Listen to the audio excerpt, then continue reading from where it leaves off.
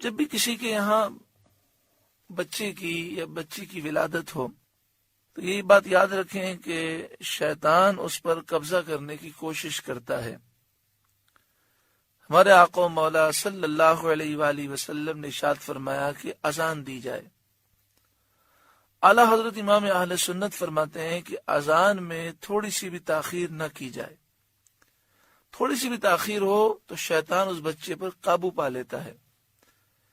آج کل ہمارے یہاں یہ ہوتا ہے کہ اگر بچے کی ولادت ہو انتظار کرتے ہیں کہ جی کوئی اذان دینے والا اچھا آدمی آ جائے، اور اس طرح کچھ وقت گزر جاتا ہے۔ اعلی حضرت امام اہل سنت فرماتے ہیں کہ اس سے بچے کو کئی بیماریاں بھی ہوتی ہیں اور شیطان کے وہ زیر اثر آ جاتا ہے۔ تو جیسے ہی بچے کی ولادت ہو فوراً جتنا ممکن ہو جلدی اذان دی جائے، سیدھے کان میں اذان دی جائے اور الٹے کان میں اقامت کہی جائے۔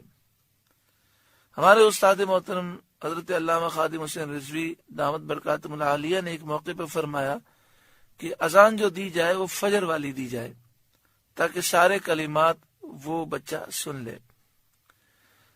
باہر شریعت میں یہ لکھا ہے کہ ایک دفعہ اذان دینا اور ایک دفعہ اقامت دینا یہ سنت مبارکہ ہے، لیکن افضل یہ ہے کہ سیدھے کان میں 4 اذانیں دی جائیں اور الٹے کان میں 3 اقامتیں دی جائیں۔ یہ باہر شریعت میں مسئلہ لکھا گیا، یہ افضل ہے۔ اب یہ بات یاد رکھیں کہ یہ ایک اذان یا 2 اذانیں یا 4 اذانیں دے کر ہم یہ نہ سمجھیں کہ ہم اس سے فارغ ہو گئے۔ مسلسل اس بچے کے کان میں قرآن کی آوازیں، ذکر کی آوازیں، درود و سلام کی آوازیں اور اذانوں کی آوازیں مسلسل جانی چاہیے تاکہ یہ بچہ شیطان کے اثر سے محفوظ رہے۔ اور پھر یہ دعا بھی مانگنی چاہیے بچے کی ولادت پر کہ اے اللہ میں اس بچے کو اور اس بچے کی جو آنے والی نسلیں ہیں ان کو تیری پناہ میں دیتا ہوں، شیطان مردود کے شر سے تو محفوظ فرما۔ پھر یہ بھی سنت مبارکہ ہے کہ جب بچے کی ولادت ہو تو کسی نیک صالح شخص کا لعاب اس بچے کے پیٹ میں سب سے پہلے داخل ہو۔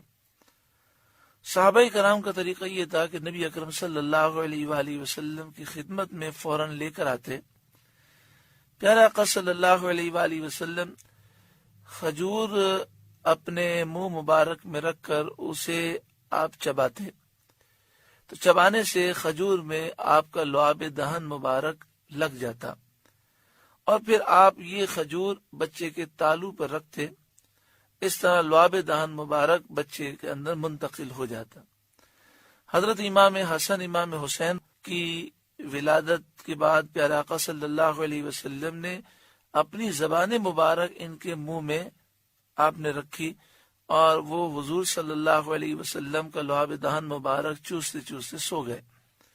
تو کسی نیک آدمی، کسی ولی کامل شخص کا لعاب جو ہے وہ سب سے پہلے بچے کی خوراک بنے، یہ بہتر ہے، جسے تحنیک کہتے ہیں۔ تو تحنیک کا طریقہ یہ ہوتا ہے کہ کھجور لے کر اسے نیک شخص وہ چباتا ہے، اور چبانے سے کھجور پر اس کا لعاب لگ جاتا ہے، اور وہ کھجور صرف بچے کے تالو پر ٹچ کی جاتی ہے تو اس سے لعاب جو ہے بچے کے جسم میں داخل ہو جاتا ہے۔ بچے کا نام مبارک رکھنا چاہیے، اچھا نام رکھنے چاہیے اور نسبت سے نام رکھنے چاہیے۔ جدید کے چکر میں ایسے نام نہیں رکھنے چاہیے جس کے اثرات برے ہوں۔ بعض لوگ ایسے عجیب و غریب نام رکھتے ہیں۔ ایک نے مجھ سے یہ سوال کیا، اور یہ کوئی فرضی سوال نہیں ہے، حقیقت ہے۔ اس نے کہا کہ ہم اپنی بچی کا نام علینا رکھنا چاہ رہے ہیں۔ میں نے کہا یہ نام تو صحیح نہیں ہے۔ تو انہوں نے کہا یہ تو ہم نے نام قرآن مجید فرقان حمید سے لیا ہے۔ میں نے کہا کیسے لیا آپ نے؟ کہنے لگے قرآن پاک ہاتھ میں لے کر ہم نے کھولا، تو کھولنے کے بعد جو صفحہ کھلا اس پر جس لفظ پر ہماری نگاہ پڑی ہم نے کہا بس یہی نام رکھنا ہے۔ تو میں نے کہا دیکھیں علینا کے معنی ہے ہم پر، یہ تو کوئی معنی نہیں بنتے۔ کہنے لگے جی قرآن سے لیا ہے۔ میں نے کہا قرآن پاک میں تو جہنم کا بھی تذکرہ ہے، فرعون کا بھی ہے، قارون کا بھی ہے۔ تو قرآن مجید فرقان حمید سے نام لینے کے معنی یہ ہیں کہ اللہ والوں کے نام رکھیں، ایسا لفظ نام میں رکھیں جس کے معنی بہت اچھے ہوں۔ یہ ہمیں پیارے آقا صلی اللہ علیہ وآلہ وسلم نے سکھایا۔ آپ نے فرمایا سارے ناموں میں افضل جو نام ہے وہ عبداللہ ہے، عبد الرحمن ہے، محمد ہے اور احمد ہے۔ یہ 4 نام کی فضیلتیں ہیں۔ اور ایک حدیث پاک میں کسی نے عرض کیا یا رسول اللہ صلی اللہ علیہ وسلم، میرے یہاں بیٹے کی ولادت ہوئی، نام ارشاد فرمائیے۔ تو آپ نے فرمایا کہ اس شخص کے نام پر نام رکھو جو شخص اللہ کو سب سے زیادہ محبوب ہے، وہ حمزہ بن عبد المطلب ہیں، سید الشہداء حضرت حمزہ رضی اللہ تعالی عنہ کا نام پیارے آقا صلی اللہ علیہ وسلم نے ذکر کیا۔ تو آپ دیکھیں انداز یہ سکھایا گیا کہ نام رکھو اس کے نام پر جو اللہ کو محبوب ہے۔ تو صحابہ کرام کے نام پر، اولیاء کے نام پر، انبیاء کے نام پر، اسی طرح بچیوں کے نام ہیں تو صحابیات کے نام پر، اور جو ولی خواتین ہیں ان کے نام پر نام رکھے جائیں تاکہ ان کی برکتیں حاصل ہوں۔ تو یہ علینا کا ایک آپ کو بتایا، لوگ الینا نام رکھ لیتے ہیں۔ الینا کے معنی ہے ہماری طرف۔